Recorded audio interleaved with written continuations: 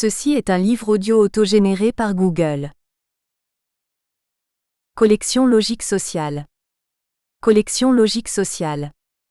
Série Sociologie des arts, dirigée par Bruno Pequignot. Comme phénomène social, les arts se caractérisent par des processus de production et de diffusion qui leur sont propres. Dans la diversité des démarches théoriques et empiriques, cette série publie des recherches et des études qui présentent les mondes des arts dans la multiplicité des agents sociaux, des institutions et des objets qui les définissent.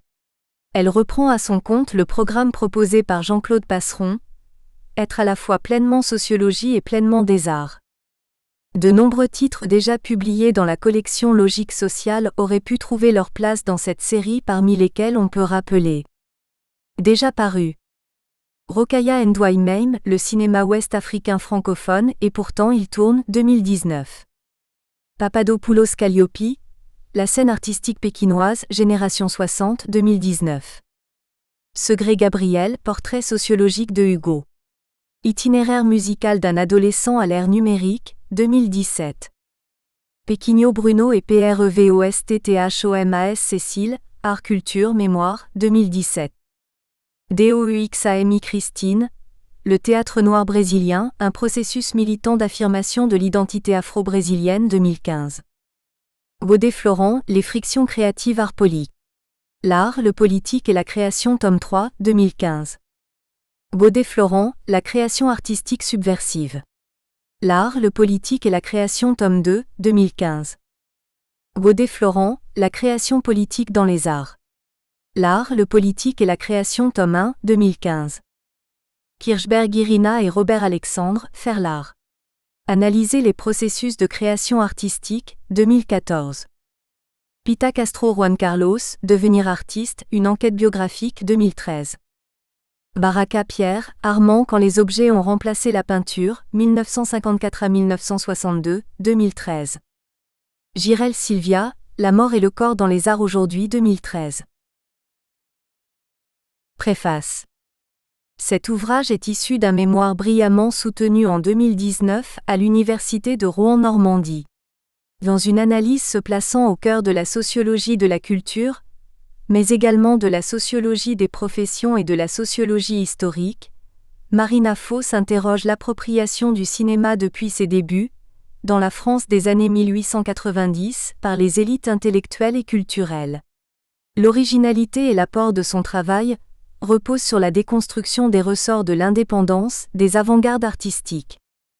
En s'intéressant aux acteurs de la distribution et de l'exploitation, à la réalité de leurs pratiques mais également au discours qu'ils portent collectivement sur leurs activités, l'autrice montre de quelle manière et dans quelle mesure cette indépendance proclamée, qui s'appuierait sur un modèle de vocation agissant comme une caution d'avant-gardisme, s'avère progressivement dans les faits, tenir davantage d'une indépendance programmée.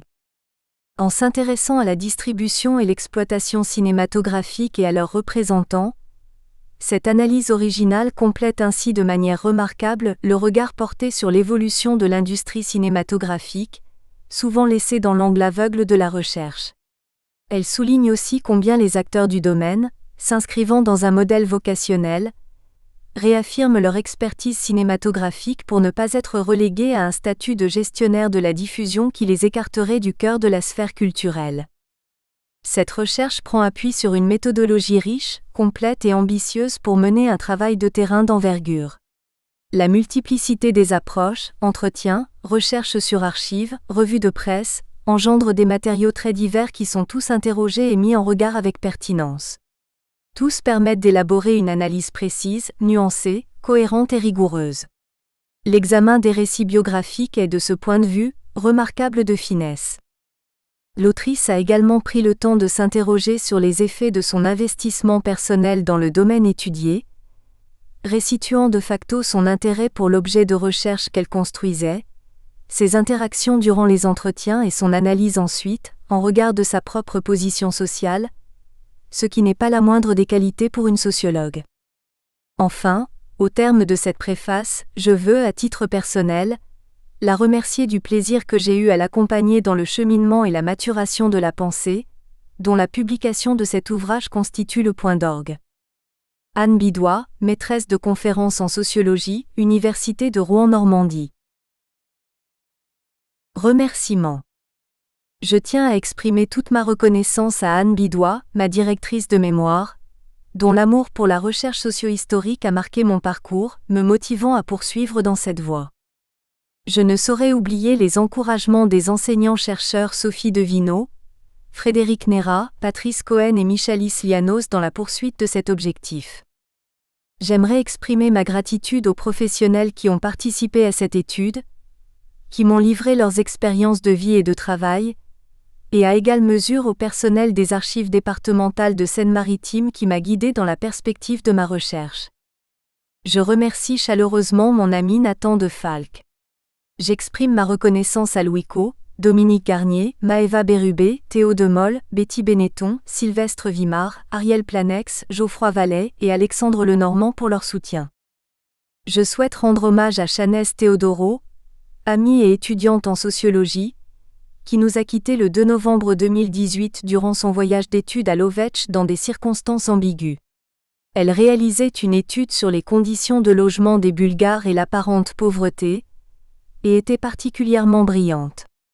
J'apporte tout mon soutien à ses proches. Prologue. La présente recherche est consacrée à l'analyse des métiers d'exploitants et de distributeurs cinématographiques, à leur constitution et positionnement dans le domaine depuis l'avènement du cinéma au XIXe siècle jusqu'à l'époque contemporaine. Elle s'axe sur l'appropriation de la figure charismatique de l'auteur par des exploitants cinématographiques, programmateurs de films et distributeurs indépendants dans leur quotidien. Ceux-ci se regroupant dans des syndicats et associations, et participant à des activités bénévoles. Elle conduit à déconstruire la notion d'indépendance, qui sert d'élément de définition de la rhétorique professionnelle des métiers analysés. L'étude retrace historiquement les processus de professionnalisation de ces acteurs. Notre cadre théorique repose sur les travaux de Norbert Elias autour du concept de configuration. Il nous permet de saisir qu'il existe un processus de définition de ce qui deviendra une économie axiologique, affective et émotionnelle du cinéma, de sa production à son exploitation. Au travers notamment du tournant que constitue l'établissement d'un marché de labellisation, art et essai, des films. L'étude met ensuite en exergue la routinisation culturelle, Max Weber, ses formes et ses effets sur les activités des professionnels indépendants. Mots-clés, configuration sociale, modèle vocationnel, bénévolat, processus d'inclusion et d'exclusion, rhétorique professionnelle. Introduction. Dès ses débuts dans les années 1890, le cinéma est relié au divertissement et associé au monde forain. Puis il entre dans un processus de distinction qui va le rapprocher du théâtre. Les élites intellectuelles et culturelles s'en emparent, revendiquent sa fonction culturelle tandis que l'émergence d'une concurrence accrue entre cinématographes en France, ainsi que l'intégration de la logique économique et du rendement aux États-Unis, positionne d'emblée le cinéma non comme un art, mais comme une industrie, déjà située dans des enjeux internationaux. Cependant les frontières entre art, artisanat et industrie sont floues. La légitimité du film comme art, et du cinéaste comme artiste, n'est pas une construction purement française telle que nous l'a inculqué l'expérience politique de l'exception culturelle, depuis les années 1970. En Allemagne, la prégnance de la figure de l'auteur et la politique qui y est allouée fait montre de l'émergence d'un modèle vocationnel. Notre étude se focalise sur la circulation du modèle vocationnel, avancé par les auteurs de films et fruit d'une appropriation par les métiers participant à sa diffusion. Dans cette optique, nous nous intéressons aux professionnels qui se définissent comme indépendants en France, en déconstruisant cette notion et en contextualisant la formation de ce qui fait figure aujourd'hui de rhétorique professionnelle. Chapitre 1 : Méthodologie. 1 de l'idée à l'étude, émergence d'une problématisation.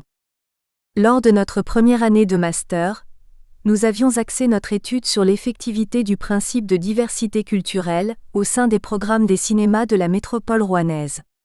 Nous avions réalisé une enquête qualitative auprès des exploitants directeurs et quantitative auprès des publics de différents cinémas. L'objectif était de réfléchir l'effectivité du principe de diversité culturelle sur le terrain. Ce principe définit les grandes lignes d'action des exploitants et programmateurs de cinéma, art et essai. L'étude montre que les films diffusés sont davantage français, américains, européens et que les cinémas invisibilisent en partie les productions africaines ou indiennes du fait des représentations qu'ont les professionnels et les publics de la qualité cinématographique. Ces représentations transmises et structurées par une longue histoire, marquée aussi par la colonisation, mènent à une continuation de l'exception culturelle dans le cadre d'un nouveau paradigme, la diversité.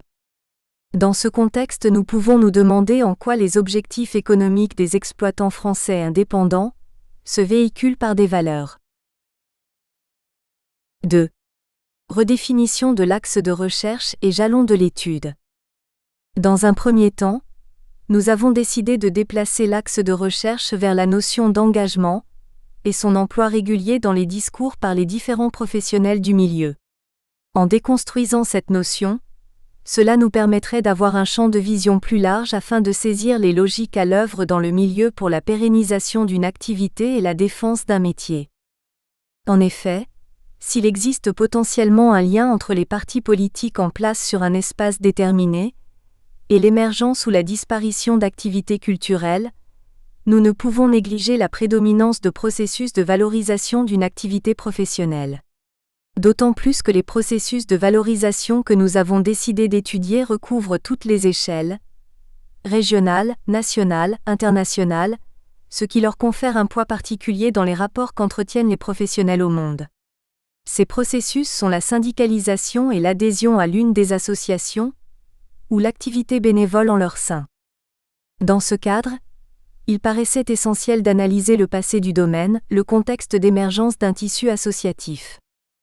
Celui-ci est proche des politiques publiques, mais aussi de syndicats représentant chacune des professions du domaine avec des objectifs divers et des portées différentes. Ainsi, il fallait comprendre l'avènement des politiques publiques liées au cinéma, les enjeux et les limites que véhicule l'engagement pour les différents acteurs de ce domaine. Puis relier ce passé au présent du domaine en observant les trajectoires d'exploitants, de distributeurs et de programmateurs, pour la majorité indépendants, leurs réseaux, syndicats ou associations d'appartenance, et les rapports de force dans lesquels ils s'inscrivent, ainsi que leurs ressources économiques et symboliques. Nous analyserons aussi bien des trajectoires individuelles à mobilité ascendante que descendante parmi les distributeurs et les exploitants. Ainsi, nous pourrons observer les trajectoires individuelles qui dans le jeu et la configuration d'acteurs permettent l'intégration et au contraire conduisent à l'exclusion du domaine. Afin de définir l'aire de pertinence de notre étude, nous avons croisé analyse macro et micro-sociale en les reliant à des temporalités, des espaces et des contextes. Nous avons choisi de confronter l'évolution du domaine cinématographique français de 1906 à 1929 à celle des États-Unis.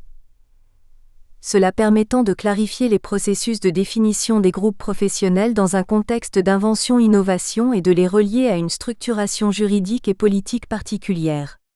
Ensuite, 3 périodes d'environ 40 ans ont été définies suite à l'analyse d'une vingtaine d'articles d'historiens et chercheurs en sciences sociales sur l'évolution nationale du domaine depuis 1890, que nous avons renforcé par un travail de recherche aux archives départementales de Rouen afin de situer les interdépendances entre niveau local et niveau national. Nous vous présentons brièvement les différentes étapes, jalons, de la conduite de ce projet de recherche.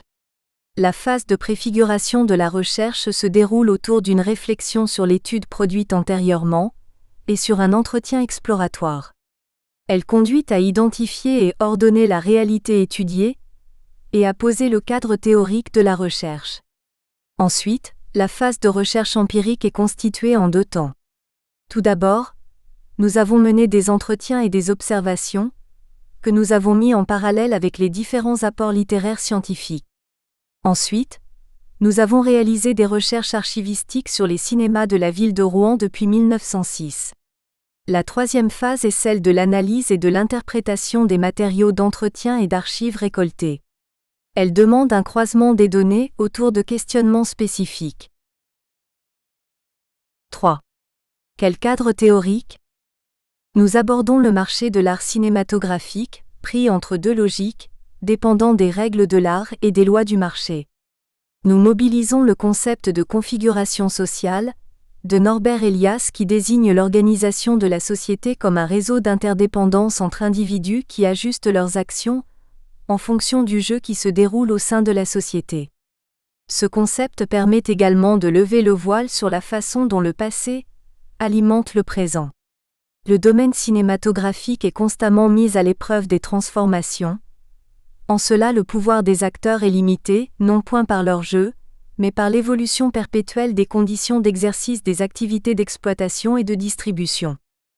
Les relations et situations d'interdépendance telles que définies par Norbert Elias qui se complexifient avec l'émergence de politiques publiques, permettent aux professionnels indépendants de penser de nouvelles stratégies d'action.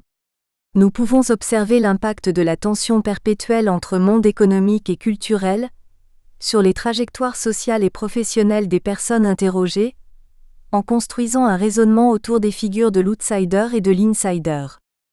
Quand un individu est supposé avoir transgressé une norme en vigueur, il peut se faire qu'il soit perçu comme un type particulier d'individu, auquel on ne peut faire confiance pour vivre selon les normes sur lesquelles s'accorde le groupe. Cet individu est considéré comme étranger au groupe outsider. Howard Baker, Outsider, 1985, p. 25. Selon Howard Baker, l'outsider n'est pas déviant en soi mais reconnu déviant lorsqu'il a été soumis à un processus d'étiquetage. Il est situé à la marge d'un groupe ou d'une société. L'idée de l'existence d'un insider réside dans les travaux d'Olivier Alexandre sur les cinéastes au temps de l'exception culturelle. L'insider dans la configuration actuelle du domaine serait le professionnel qui a intégré les normes et les valeurs de plusieurs groupes professionnels et aurait plusieurs points d'entrée dans la vie du domaine cinématographique. Il serait reconnu comme acteur central par différents professionnels. In fine, il serait un acteur multipositionné. Un insider est défini comme tel puisque ses positions multiples lui confèrent un poids particulier dans le domaine, et il a les moyens d'agir et d'être porte-parole, de ou pour différentes professions qui peuvent entrer en concurrence. Il a donc un rôle de médiateur qui lui permet d'arbitrer des situations de tension et de rendre effective la concertation. Nous ajoutons à cette définition que l'étendue de la surface sociale qu'il occupe, au moyen des titres dont il dispose, lui permet également une maîtrise de zones d'incertitude et d'un pouvoir organisationnel. Ce cadre théorique conduit à réaliser une analyse systémique qui sollicite le croisement de différentes disciplines.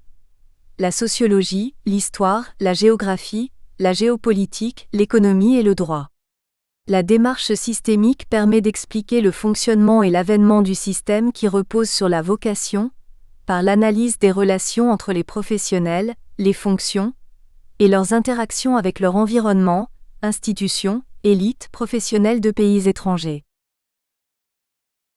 4. Les caractéristiques de la population étudiée. La production scientifique concernant notre population est limitée. Les métiers de distributeurs comme d'exploitants ont fait l'objet de recherches en économie du cinéma, mais très peu dans les autres sciences sociales. La programmation des œuvres est commune aux trois métiers analysés.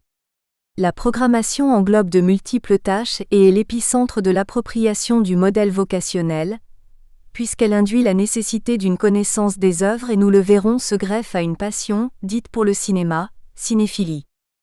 Nous axons nos recherches principalement sur les exploitants et directeurs de cinéma, car ils sont après les producteurs, les premiers professionnels à s'être emparés de ce nouveau marché, tout en faisant face à l'utilisation des nouvelles inventions par la communauté des forains qui proposait la nouvelle attraction.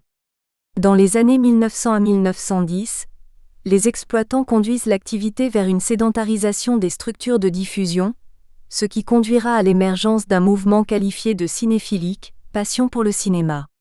Leurs interdépendances sont multiples, ils sont donc aux prises avec différentes logiques, économiques, politiques, sociales, culturelles. Les exploitants et directeurs de salles de cinéma d'aujourd'hui ont un rôle de gestionnaire des salles de cinéma, parfois même de manager des équipes, d'interface avec le Centre national de la cinématographie et lorsqu'ils ne délèguent pas la tâche, de responsable de programmation.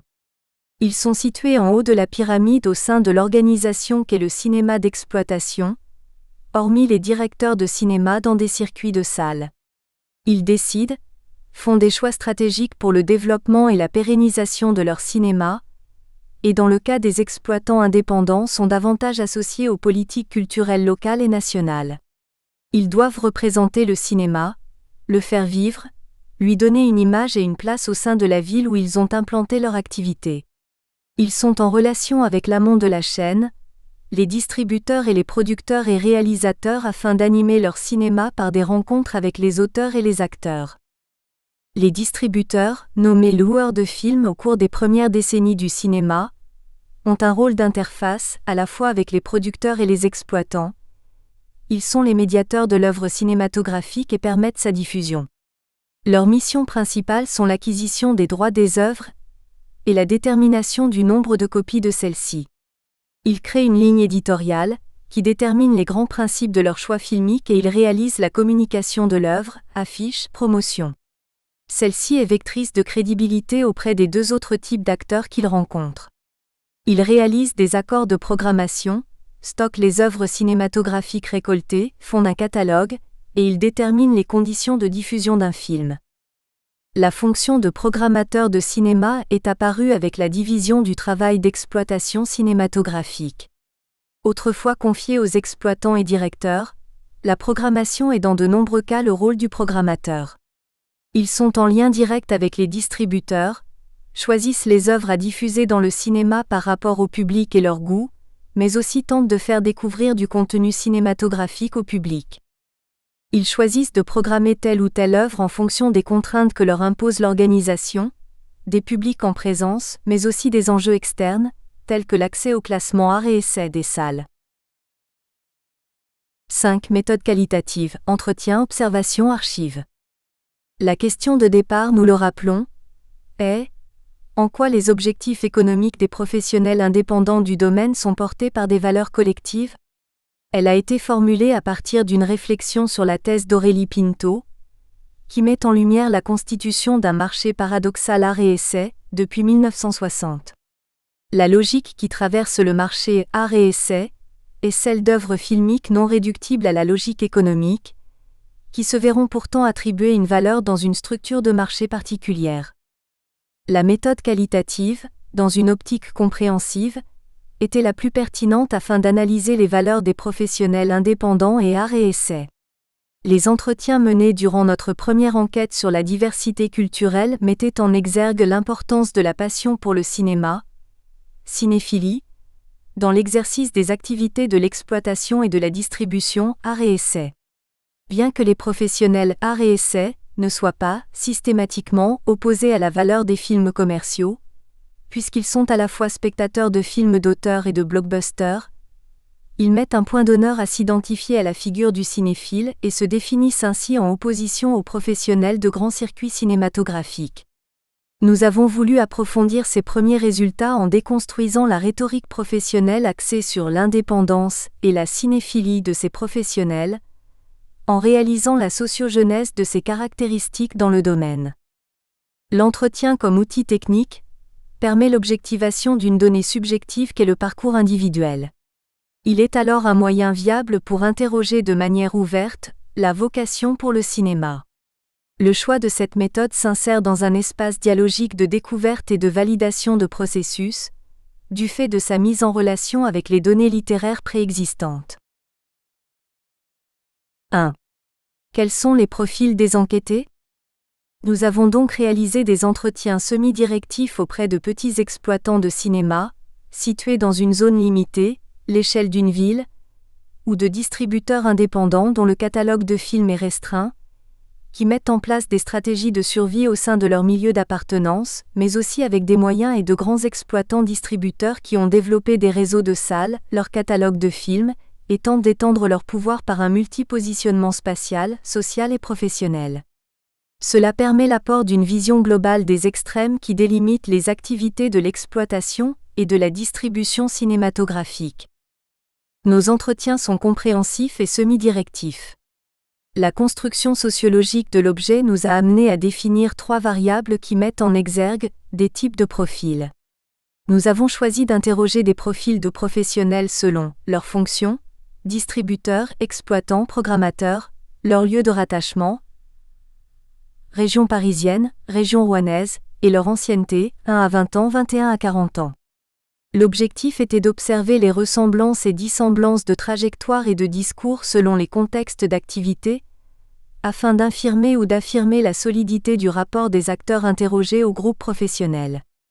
Cependant, le manque d'entretien réduit les possibilités de la comparaison. En ce qui concerne l'ancienneté, elle permet d'avoir un regard sur l'impact des différentes révolutions technologiques et numériques sur le domaine, et l'évolution possible des logiques d'insertion. Les professionnels interrogés ont soit entre 1 et 20 ans d'expérience dans le domaine, cas de 4 professionnels, soit entre 21 et 40 ans, cas de 5 professionnels. Ils sont issus d'une diversité de formations techniques, de commerce ou culturelles. L'étude repose sur 9 entretiens auprès de professionnels de 3 métiers différents, les exploitants et directeurs de salles de cinéma, 5, les distributeurs, 2, les programmateurs, 2.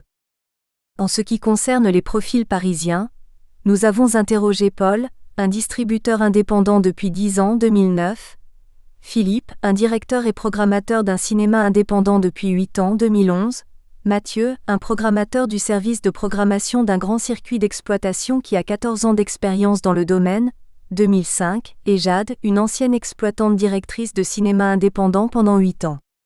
Nous avons comparé ces profils à ceux locaux, Rouen, d'Alpha, distributeur indépendant depuis 1999, de Virgile, directeur de cinéma depuis 32 ans, 1987, de Victor, programmateur qui entre dans le domaine cinématographique dans les années 1980 et d'Émile, directeur et programmateur d'un cinéma municipal d'une ville de l'agglomération rouennaise, 29 ans d'ancienneté, 1990.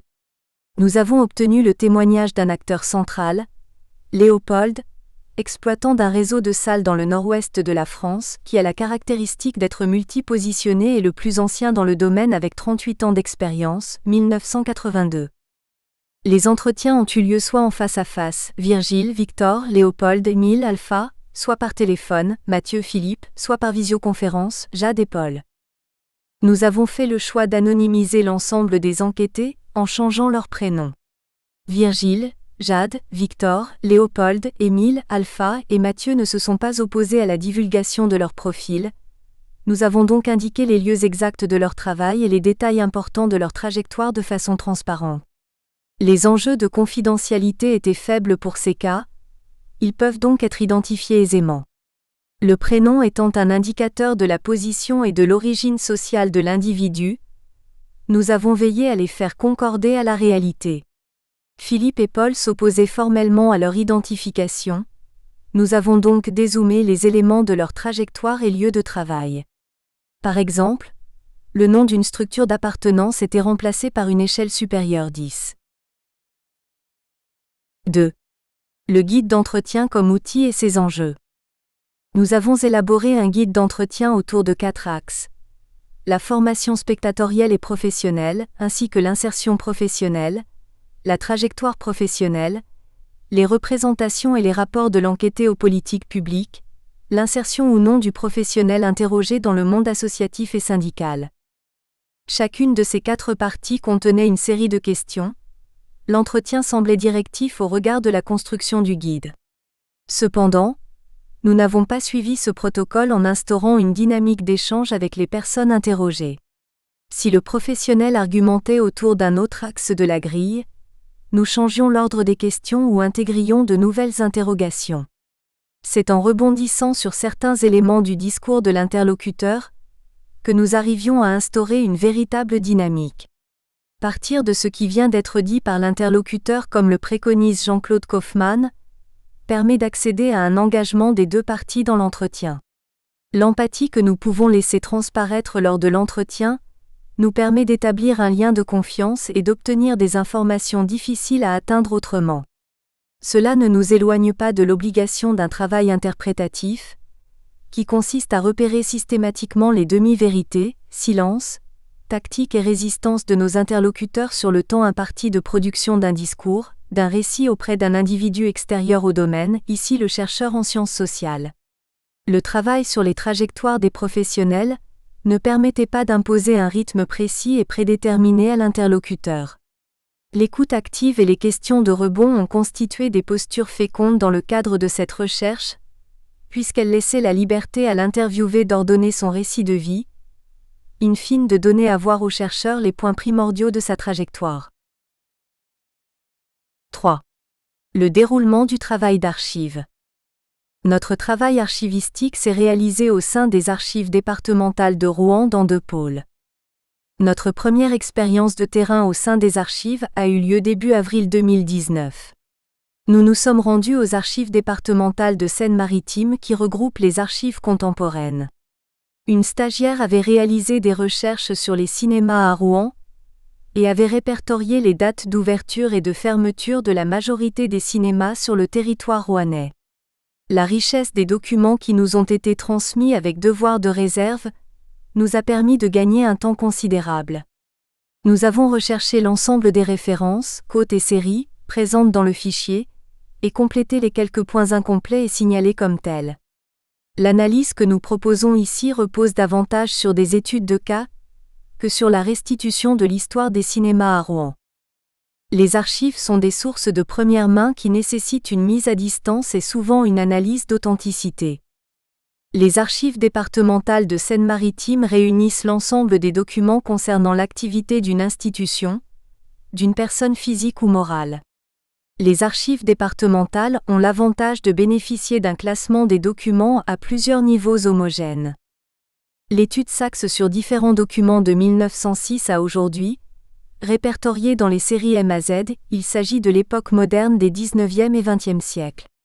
Nous avons récolté des informations sur les différents cinémas rouennais, qui étaient majoritairement issus de la série W. Cette série concerne les archives administratives et judiciaires postérieures à 1940. L'analyse du passé est ici un facteur explicatif primordial des processus qui ont conduit à la configuration actuelle du domaine. La construction de l'objet archivistique s'est déroulée en 4 phases. La première se situe en amont de cette recherche. L'an dernier, nous avions relevé l'importance de la nouvelle vague, puis de mai 68 dans l'établissement des identités des groupes professionnels.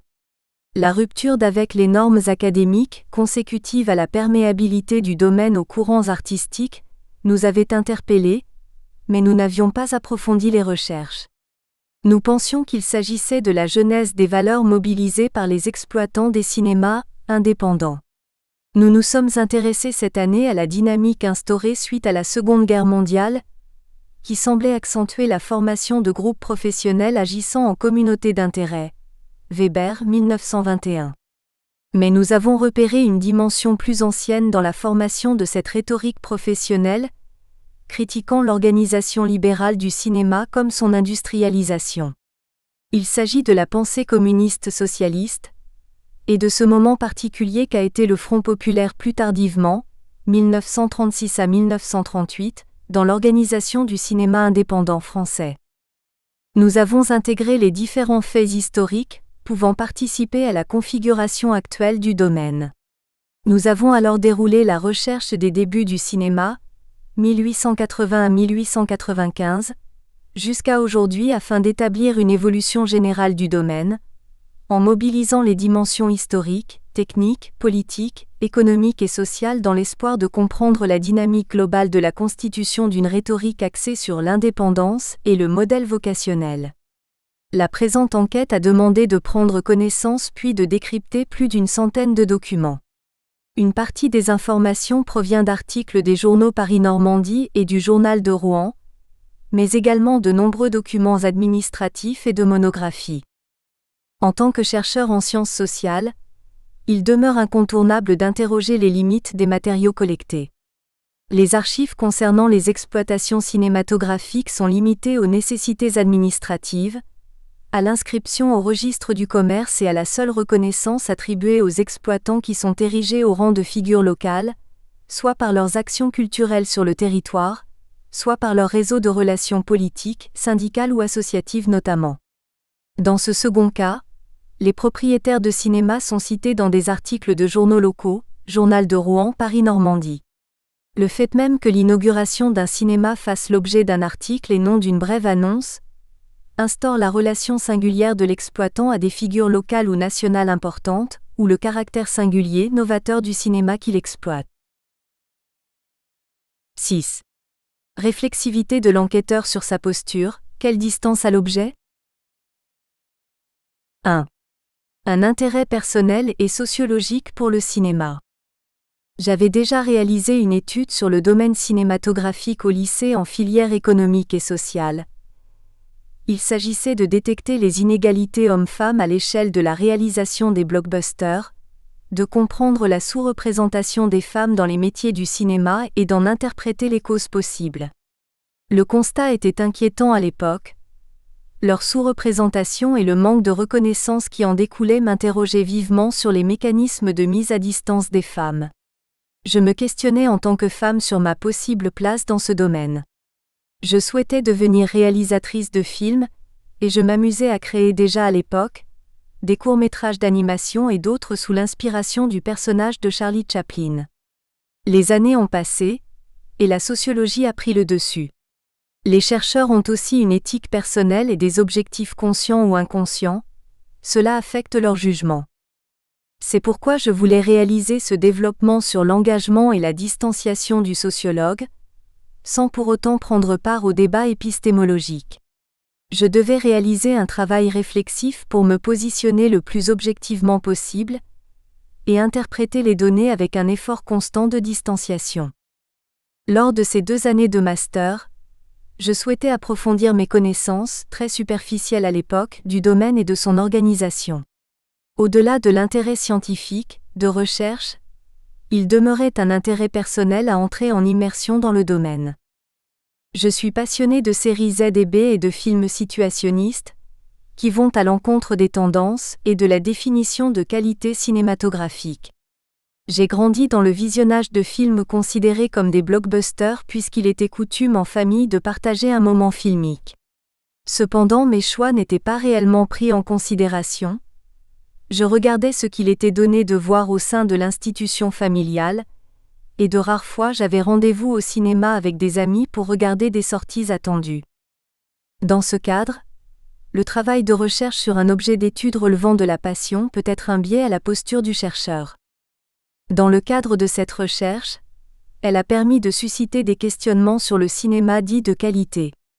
Parmi le genre série B, qui sont des films offerts en seconde projection aux spectateurs, in fine sans moyens économiques et matériels, nous retrouvons des œuvres aujourd'hui reconnues comme La Petite Boutique des Horreurs de Roger Corman. Je pensais la qualité comme une donnée relative aux représentations des classes sociales. Cependant, force est de constater qu'aujourd'hui, nous sommes nombreux à considérer que les films à petit budget, d'origine étrangère ou française, sont perçus majoritairement comme des nanars. La globalisation a permis une définition technique de la qualité, perceptible par les sens. Ainsi, le graphisme d'un blockbuster de science-fiction moderne prévaut généralement sur la structure narrative, alors qu'un film d'auteur réunira les propriétés intellectuelles et artistiques communément admises, livrant ainsi une définition herméneutique. C'est en suivant cette piste que j'ai réalisé mes 2 ans de recherche sur cet objet d'étude. À l'issue de ces 5 années d'apprentissage de la sociologie, l'objectif était de retracer la structuration du domaine cinématographique, ses règles dominantes, les positionnements possibles, et les qualités requises selon les discours, les actions, les interactions des distributeurs, exploitants et programmateurs. Tout d'abord, le sociologue construit l'objet de sa recherche, il ne décrit donc pas la réalité telle qu'elle est mais telle qu'il la voit. En 2017, lorsque j'ai commencé à étudier le domaine cinématographique en réfléchissant sur le principe de diversité culturelle et son effectivité au sein de la métropole rouennaise, je n'avais aucune connaissance et aucune relation de et dans celui-ci. Nous espérons que vous avez apprécié cet aperçu. Pour continuer à écouter ce livre audio sur Google Play Livres, utilisez le lien dans la description de la vidéo.